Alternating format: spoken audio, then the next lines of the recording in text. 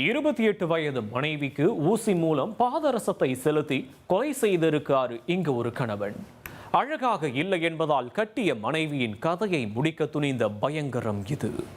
மருத்துவமனையிலிருந்து இறுதி வாக்குமூலம் கொடுக்கும் இந்த பெண் தற்போது உயிருடன் இல்லை.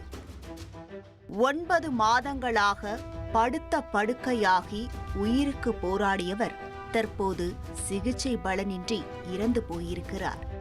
இவரது மரணத்திற்கு காரணம் எந்த நோயோ வியாதியோ இல்லை, இவரது உடலில் செலுத்தப்பட்ட ஒரு கொடிய விஷம். ஆம், கட்டிய கணவனே இந்த பெண்மணி உறங்கிக் கொண்டிருக்கும் போது பாதரச ஊசியை போட்டு கொல்ல முயன்றுள்ளார்.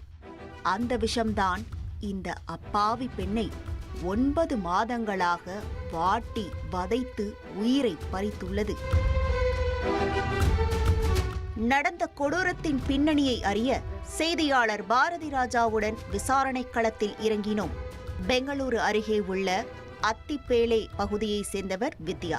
28 வயதான இவருக்கு கடந்த சில ஆண்டுகளுக்கு முன்னர் பசவராஜ் என்பவரோடு திருமணம் நடந்திருக்கிறது. இந்த தம்பதிக்கு 4 வயதில் ஒரு பிள்ளையும் உள்ளது. இந்த நிலையில்தான் கடந்த பிப்ரவரி மாதம் 26ஆம் தேதியன்று சிவராத்திரி தினம் நள்ளிரவு உறங்க சென்ற வித்யாவுக்கு மறுநாள் காத்திருந்தது அதிர்ச்சி. அவரது தொடையில் மிகுந்த வலி ஏற்பட்டிருக்கிறது. ஊசி போட்டது போல் ஒரு தடயமும் இருந்திருக்கிறது. உடல் சோர்வு, வயிற்று வலி என அடுத்தடுத்து உபாதைகள் ஏற்பட்டிருக்கிறது. திடீரென கடந்த மார்ச் மாதம் வித்யாவின் உடல்நிலை மோசமடைந்திருக்கிறது.